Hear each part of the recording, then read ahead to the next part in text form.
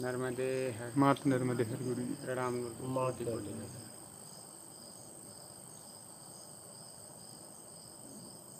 नमः। वक्ता और श्रोता क्या है, इनका काम क्या है?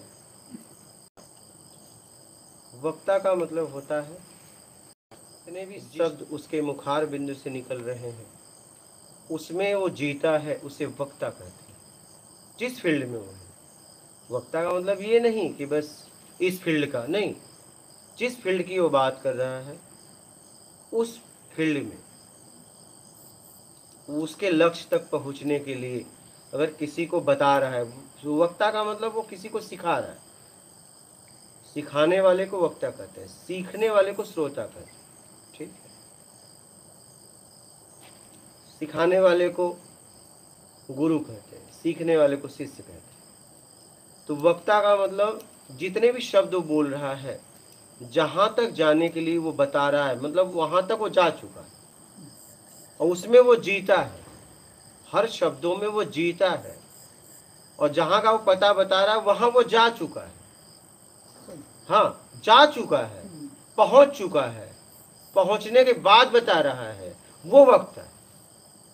अगर पहुंचा नहीं है, वो शब्द बस ढो रहा है, ठीक है, तो वक्ता नहीं है। जैसे मान लीजिए एक व्यक्ति है, उसे गाड़ी चलाना नहीं आता, लेकिन उसे सब पता है, हैंडल गियर कौन सा कैसे लगेगा, रिवर्स गियर 1 2 3 4 5 जितना भी गियर है सब बता दे रहा है, क्लच स्किलेटर क्या क्या सब, बल्ब इंडिकेटर सब बता दे रहा है, लेकिन उसको चलाना नहीं आता। तो उसके बताने का कोई मतलब है? नहीं मतलब है। क्या आपको लगता है कि वो किसी को सिखा सकता है, किसी की दुर्गति कर सकता है क्या? अगर उसके भरोसे पे कोई बैठ जाए, वो बता देख देख भैया हैंडल है ऐसे चालू होता है, ये जब तू एक काम कर, इसको इसकी लेटर को दबा देना और क्लच लगा के और छोड़ देना, और जब जरूरत पड़ी तो ब्रेक मार लेना, तो कहाँ होगा?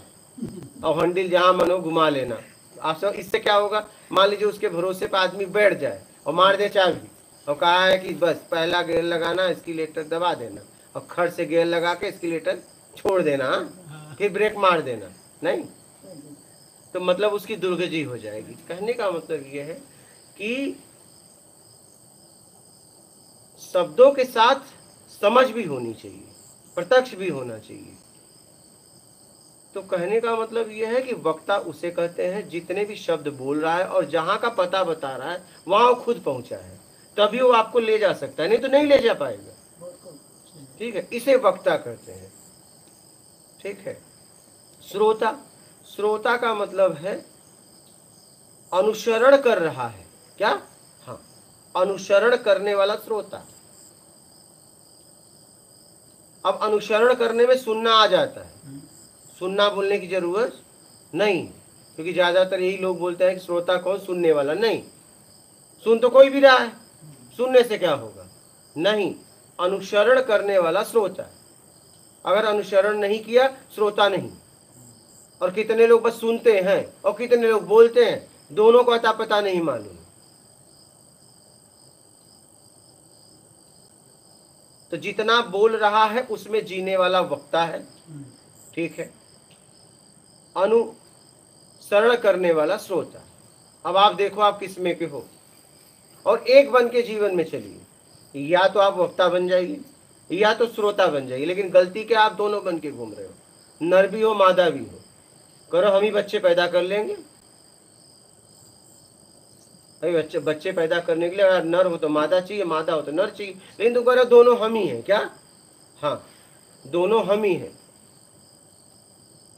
बात समझिए, समझ में आ रही है? दोनों हम ही हैं।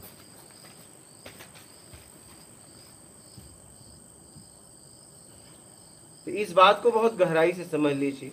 ठीक है,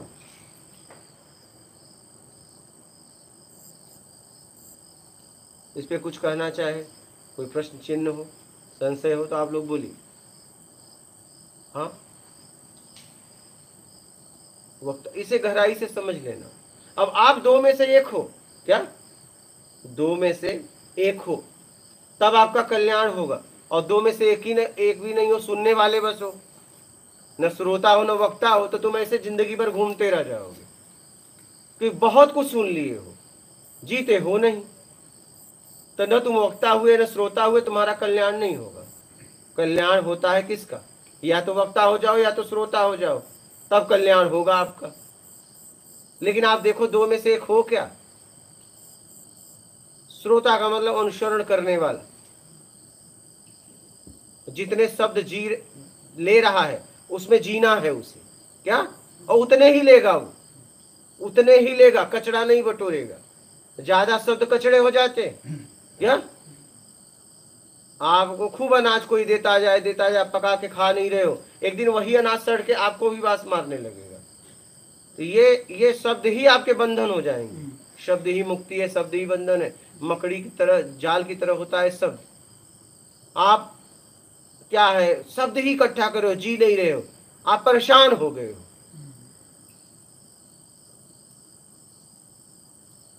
जितने शब्द ले रहे हो उसमें जियो। और प्रश्न कर रहे हो तो पहले प्रश्न के बारे में पता होना चाहिए, तभी उत्तर समझ में आएगा।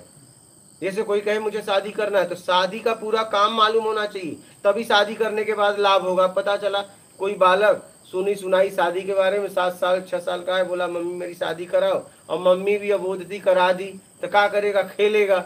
शादी वाला काम थोड़ी ना हो पाएगा। हाँ माता जी, हाँ खेलेगा, गुड्डा गुड्डी नहीं खेलेगा ना, उससे बच्चों की तरह खेलेगा। वो क्या करेगा? उसकी यही स्थिति है। वो तो रटा रटाया था कि शादी करा दो, शादी करा दो।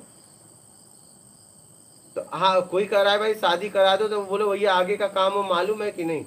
कहेगा नहीं, आगे क्या होता है? कहते ना बस करो, होइए अभी रुको, अब वह खिलौना खेलो, शादी की बात बाद में करना। उसे समझा के भी मतलब नहीं, क्योंकि उसकी समझने की क्षमता अभी नहीं है, छोड़ दीजिए। प्रश्न प्रश्न पूछने वाले को प्रश्न का पता होना चाहिए। अब प्रश्न भी हम समझाए तो उत्तर तुम क्या समझोगे? प्रश्नकर्ता को पहले प्रश्न का ज्ञान होना चाहिए, तुम क्या पूछ रहे हो। और जब इसका परिणाम आएगा तो उसे समझ पाओगे, तभी समझ पाओगे, तभी जी पाओगे, जब आपको प्रश्न मालूम होगा। अब प्रश्न का ही अर्थ नहीं मालूम है तो उत्तर लेके क्या करोगे भैया? उत्तर लेके क्या करोगे?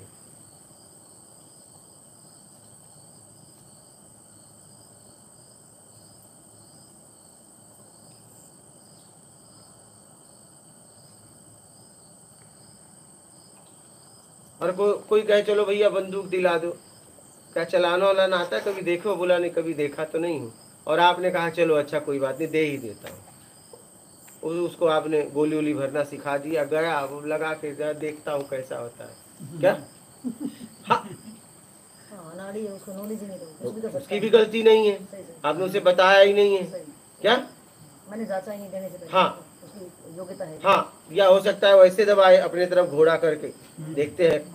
हाँ, कुछ भी हो सकता है ना। तो भैया किसी को अगर कुछ दे रहे हो तो आप उसकी योग्यता के अनुसार दो, क्षमता देख लो कि उसका करेगा क्या।